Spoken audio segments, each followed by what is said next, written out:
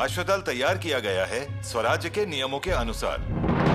हाँ, और किसी शिव स्वरूप बाबा के कहने पर ही। युवराज हैं क्या? युवराज को खलीता देना है। ठीक है, तो दे दीजिए हमें। नहीं नहीं, ये खलीता युवराज के ही हाथ में देना है। ऐसा आदेश है शिव स्वरूप बाबा का। अभी दरबार में कोई नहीं है, सभी अश्वदल के लिए गए हुए हैं और हम युवराज की बहन हैं। हमें दीजिए खलीता। बता दीजिए किसने कहा अश्वदल की स्थापना करने के लिए? जी शिव स्वरूप बाबा जी ने। कौन? कहाँ रहते हैं? हमें इसके बारे में कुछ भी मालूमात नहीं।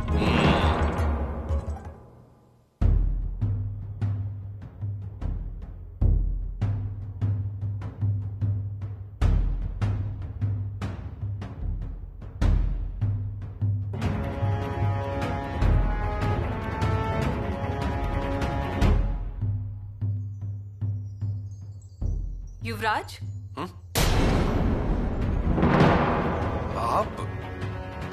आप यहाँ? हाँ, हम। लेकिन आप तो सो रही थी ना? हाँ, सो गए थे पर जाग गए। मान लीजिए कि बस हमारी नींद खुल गई। ये क्यों उठी हैं आप? चलिए आराम कीजिए। युवराज, आप क्या ढूंढ रहे हैं यहाँ पर? वो हम देख लेंगे, ठीक है? आप चलिए। बताइए हमें। एक महत्वपूर्ण खलीता आने वाला था, वो हम ढूंढ लेंगे, आप जाइए। किसका खलीता? शिव स्वरूप बाबा का? युवराज, कौन है ये शिव स्वरूप बाबा? जब भी उनके खलीते आते हैं उन्हें बिल्कुल संभाल के रखा जाता है। पिताश्री के खलीतों को आप चाहे नजरअंदाज भी कर दे, लेकिन इनके खलीते पढ़ने के लिए आप हमेशा बेचैन रहते हैं। इतनी बेसब्री से उसकी राह देखते हैं। राह देखते हैं ना आप? अरे उनके कहने पर अश्वदल की सेना खड़ी की जाती है। देखते देखते 3-4 हजार की घुड़दौड़ खड़ी हो जाती है। युवराज, हम आपके मुंह से सुनना चाहते हैं, कौन है ये शिव स्वरूप बाबा?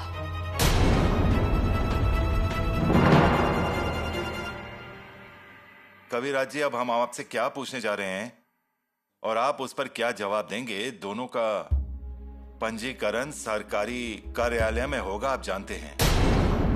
और यदि आप दोषी पाए जाते हैं तो आपको दंडित किया जा सकता है। तो ध्यान से सोचिए और जवाब दीजिए। जी पंत जी। आप हमेशा युवराज जी के साथ रहते हैं? जी। तो आपको उनके बारे में हर चीज का अंदाजा होगा? जी, थोड़ी बहुत। कुल कितने घोड़े हैं और उनकी संख्या कितनी है? 2-2.5 हजार घोड़े हैं और 3 दिनों में 500 घोड़े आने वाले हैं। कुल 4000 अश्वदल का उद्देश्य है। अच्छा, तो इस अश्वदल सेना को बनाने में काफी खर्च आता होगा, यानी उनका खान पान, रख रखाव, उनका ख्याल रखना। इसके अलावा सभी घोड़ों पर जिन आया, नाल आए, नाल लगाने वाले नाल बंद आए, लगाम आए ना? जी। वास्तव में युवराज जी इतना खर्चा कहां से लाते हैं? नहीं जानता। उन्हें पैसे कौन देते हैं? नहीं जानता। आप हमेशा युवराज जी के साथ ही रहते हैं, आप उनके जिगरी दोस्त हैं, फिर भी आपको मालूम नहीं, या मालूम होने पर भी बताना नहीं चाहते हैं आप? मां काली की सौगंध, सचमुच मुझे नहीं पता। ठीक है, इतने सारे घोड़े कहां से लाए हैं और इन्हें कौन लाया? सौदागर लेकर आए हैं। बीजापुर, सारनखेड़ा, साकण, यहाँ के घोड़े हैं। इन्हें परखा किसने? स्वयं युवराज ने। घोड़ों के लक्षण कैसे होने चाहिए, इसके बारे में उन्होंने खुद के बुधभूषण ग्रंथ में लिखा है। उसमें शिव स्वरूप बाबा का भी नाम लिखा है? जी। कौन है ये शिव स्वरूप बाबा? दिलेर खान तो नहीं कि उस दिलेर खान को शिव स्वरूप बाबा का नाम देकर उनकी सहमति के साथ ही ये सब चल रहा है? देखिए, आपको कोई गलतफहमी हो रही है। कौन है ये शिव स्वरूप बाबा? नहीं जानता। नहीं जानते या बताना नहीं है? यह युवराज जी का आदेश है और उन्होंने आपको बताने को मना किया है। कौन है ये शिव स्वरूप बाबा?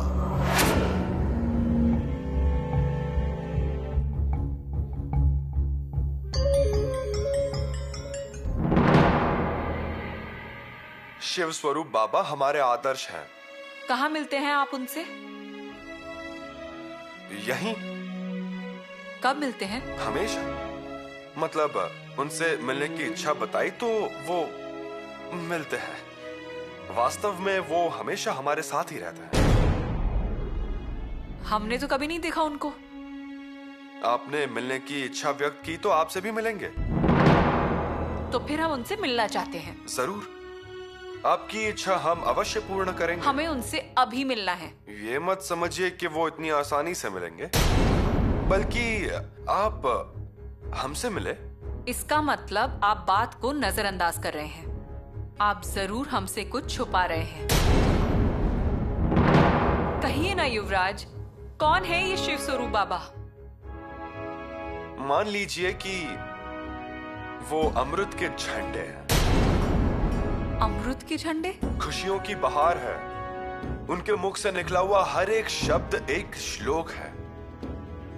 जीवन को सहारा देने वाला, चेतना रखने वाला। हर शब्द में श्लोक? वो हमें हमारे वर्तमान की दृष्टि और भविष्य के सपने दिखाते हैं। जीवन के अंधेरे को तोड़कर आगे बढ़ने का आग्रह करते हैं। वो संदेश देते हैं हमारे स्वराज्य को बदलने का, इंसानियत की रोटी सबको खिलाने का। अभी भी देखिए, उन्होंने हमें अश्वदल सेना खड़ी करने को बोला, हमने किया, और देखते ही देखते एक ऊर्जा स्रोत खड़ी हो गई। ये बाबा हमसे कुछ ऐसा ही काम करवा लेते हैं। सारी प्रेरणा उनकी है। उनके सिवाय हम कुछ भी नहीं है। लेकिन युवराज, आपके आदर्श, आपके अमृत के झंडे, आपकी ऊर्जा का स्रोत आपके पिताश्री होने चाहिए। ये कोई बाबा नहीं। हम आते हैं।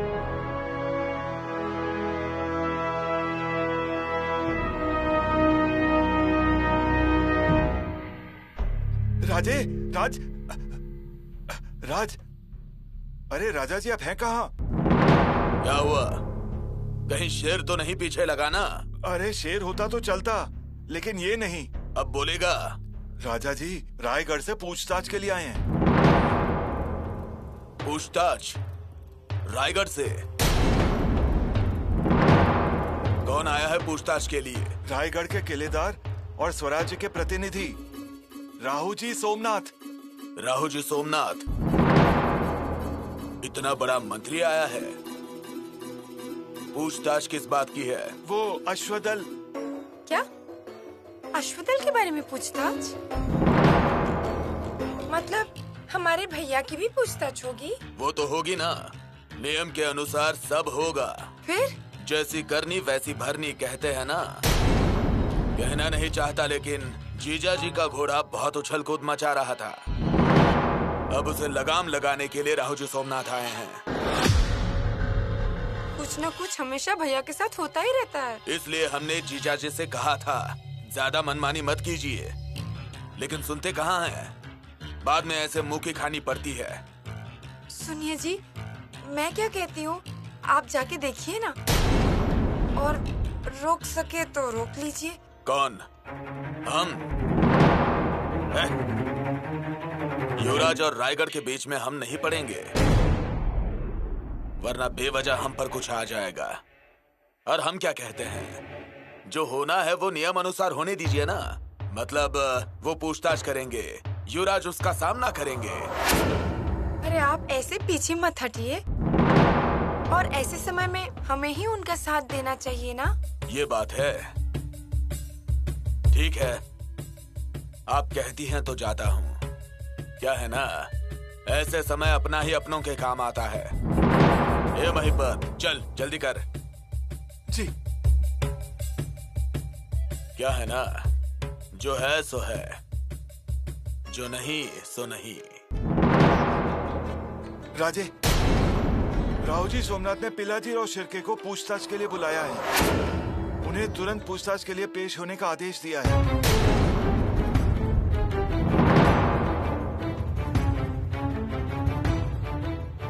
क्या कहा?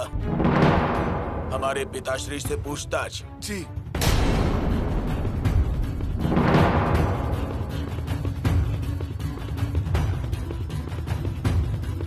देखा आपने, ये आपके भाई साहब की वजह से हमारे पिताश्री से पूछताछ करने की हिम्मत किसी की नहीं हुई। यह आज हुआ है। अश्वदल के टापों से उड़ी हुई धूल हम पर भी आ ही गई।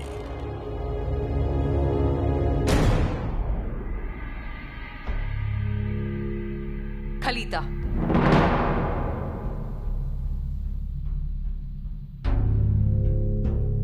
शिव स्वरूप बाबा का खलीता।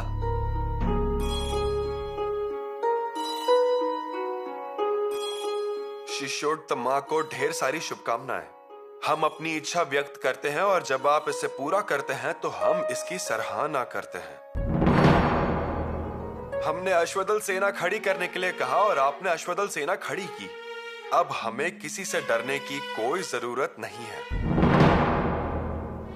जो घोड़े की आवाज आती है वो शिव शंभू के डमरू का प्रतीक है, ऐसा हमें लगता है। अब हमें किसी भी शत्रु का कोई भय नहीं है। वैसे ही इसके अलावा छत्रपति ने आपको एहसास दिलाया, ऐसा खलीता आप तक पहुंच गया है।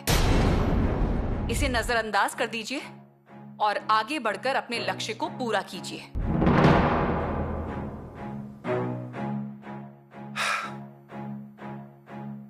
ये वही है जिसका हम इंतजार कर रहे थे। युवराज, छत्रपति की बातों को नजरअंदाज करने को कह रहे हैं ये? ऐसे बाबा के खलीते का बेसब्री से इंतजार करते हैं आप? युवरागी, आपको गलतफहमी हो रही है। तो आप हमारी गलतफहमी दूर क्यों नहीं कर देते? बाबा जी के आशीर्वाद से ही अश्वदल की सेना खड़ी हुई है। अश्वदल की सेना खड़ी की? उन बाबा के लिए इतना सम्मान? और जिन्होंने शून्य से स्वराज की स्थापना की है, चतुरंग सेना खड़ी की है, उन छत्रपति के लिए ऐसी भाषा का प्रयोग ठीक है? क्या ये उचित है युवराज? हाँ युवराज, शिव स्वरूप बाबा को वो अधिकार है। मतलब? वो छत्रपति को ये कह सकते हैं। ऐसा कह सकते? हाँ। लेकिन हम नहीं सुनेंगे, हम चुप भी नहीं रहेंगे। युवराज, बंद दरवाजे के पीछे आपकी ऐसी ही कुछ चर्चा हुई थी। आप कितने परेशान थे। उस चर्चा में क्या हुआ ये आज तक आपने हमें नहीं बताया है। हमने भी आपसे नहीं पूछा। लेकिन अब हम चुप नहीं रहेंगे युवराज। आप जैसा समझ रही हैं वैसा कुछ भी नहीं है। फिर सच क्या है ये आप हमें बता दीजिए। मतलब आप हमसे पूछताछ कर रही हैं? ऐसा ही समझ लीजिए, हम आपकी पूछताछ कर रहे हैं। पिलाजीराव श्रृंगारपुर में अश्वदल सेना को तैयार किया जा रहा है। क्या आपको इसकी कल्पना है? जी, अर्थात इतना बड़ा कार्य श्रृंगारपुर में हो रहा है, उस बात की जानकारी हमें नहीं, ऐसा कैसे हो सकता है? हाँ? आपने उन्हें आपकी जमीन का उपयोग करने दिया? हाँ, घोड़सवारी उनकी निगाह में रहे, इसके लिए एक खुली जमीन की आवश्यकता थी। किसको? युवराज जी को। अरे, अश्वदल का काम ये युवराज जी की निगरानी में हो रहा है। अब उन्हें जो भी चाहिए उन्हें हम प्रदान कर देते हैं। ये कार्य किसकी अनुमति से शुरू हुआ है? अनुमति मतलब हमें कुछ समझ में नहीं आया। आपको किसी ने आदेश दिया है उनके इस काम में हाथ बटाने के लिए? महाराज जी ने, महारानी जी ने, या फिर रायगढ़ से कोई संदेशा आया? नहीं, मतलब या ऐसा कोई संदेशा नहीं आया। आपने बिना किसी आदेश या सुझाव के उन्हें सहयोग भी दे दिया। अब जब युवराज जी ये काम कर ही रहे हैं तो हमने मान लिया कि सब ठीक ठाक है और इसीलिए सहयोग भी दिया। पिलाजीराव स्वराज्य के एक वफादार सरदार हैं। आपको मालूम नहीं कि स्वराज्य के हर एक कार्य में अनुशासन है। इन सब के पीछे मंत्रिमंडल का विचार या फिर एक लिखित आदेश होता है। मतलब हमसे गलती हुई है। आप ऐसा ही सोचते हैं कि गलती हो गई है? एक बार ये मान लेते हैं, आपको लगता है कि अश्वदल सेना बनाने की अनुमति दे दी गई है। तो फिर ये कार्य की शुरुआत कैसे हुई बताइए, और कितनी प्रगति हुई है? रायगढ़ में इसकी सूचना गई है क्या? अब नहीं, सूचना नहीं गई। हमारा मतलब है कि हमें ऐसा लगा कि युवराज जी ने सूचना खुद दे दी है, और अगर उन्हें कोई आदेश आया है तो वो खुद इस बात की सूचना देंगे। और इस बात पर ध्यान नहीं दिया आपने कि अश्वदल सेना के निर्माण का खर्चा कहां से आता है। यदि यह व्यवहार स्वराज्य के खजाने से किया जा रहा है, अगर ऐसा होता तो आपको रायगढ़ से कम एक संदेशा तो आता। क्यों? अब आप बोल रहे हैं तो थोड़ा थोड़ा स्पष्टीकरण हो रहा है। हमें वास्तव में इतना कुछ मालूम नहीं था राहुल जी पंजी। अब कोई अजनबी होता तो हम उनका पहला घोड़ा ही रोक देते, लेकिन ये रिवाज तो खुद युवराज जी ने बनाया, इसीलिए हमसे ऐसी नजरअंदाजी हो गई। नजरअंदाजी तो स्वराज्य के कार्य में हुई है पिलाजी राव। उनके अश्वदल के कार्य में तो आपने पूरी तरह से ध्यान दिया था। हमसे ये सारी बातें क्यों छुपाई गई, हमें इस बात का जवाब चाहिए। और क्या आगे भी हमसे बातें छुपाई जाएंगी? युवरागी, आप जिद ना करें। हम जो कहना चाहते हैं उसे सुन लीजिए। हमें क्या सुनना चाहिए युवराज?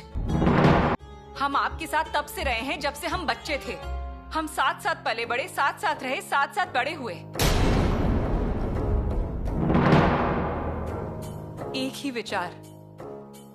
लोगों को दो शरीर दिखते हैं लेकिन एक मन, एक ही आत्मा।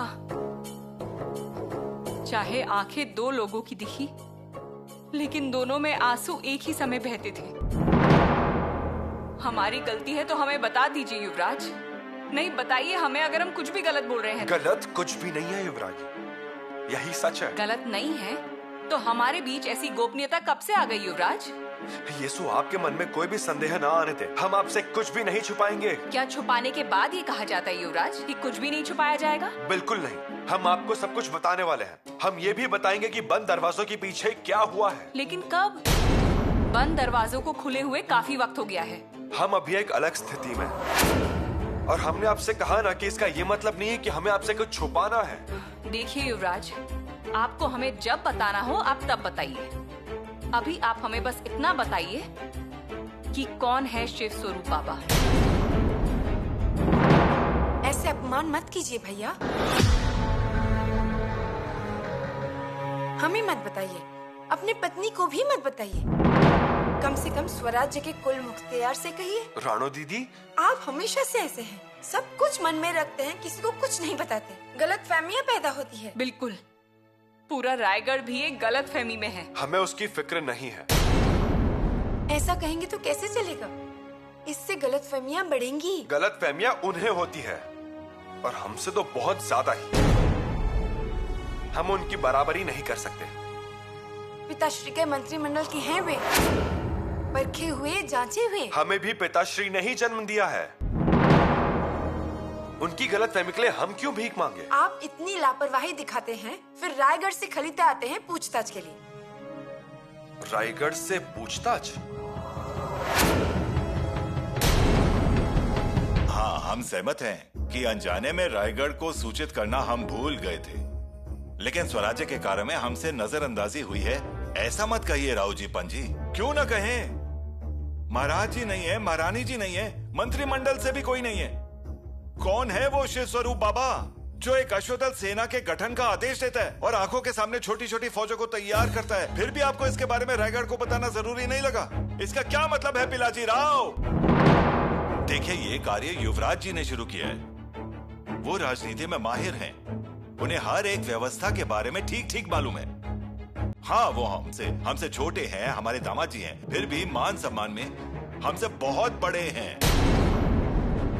उनका हम आदर करते हैं, हम उन पर विश्वास करते हैं, लेकिन हमें इस बात का अंदाजा नहीं था कि इससे रायगढ़ में गलतफहमियां पैदा हो जाएंगी। गलतफहमियां? ये सिर्फ गलतफहमी नहीं है पिलाजी राव, इसे बगावत भी माना जा सकता है। यहाँ पर पूछताछ हो रही है, स्पष्टीकरण नहीं मांगा है आपसे। आप जो कह रहे हैं उसकी गंभीरता हमारी समझ में आ रही है, तो बताइए हमें इस मामले में आपको कैद क्यों नहीं किया जाना चाहिए? कैद?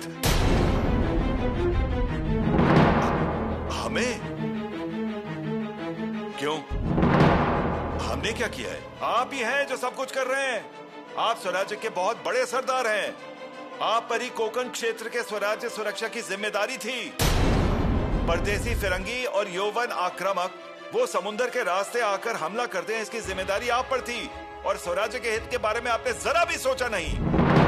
हर जगह नजरअंदाजी करना और जहां जरूरत नहीं है वहां मदद करना, यही आपका अपराध है। और आपके इस अपराध की वजह से हम आपको कैद करने की सजा सुना रहे हैं। कैद कर लीजिए इन्हें। रुकिए।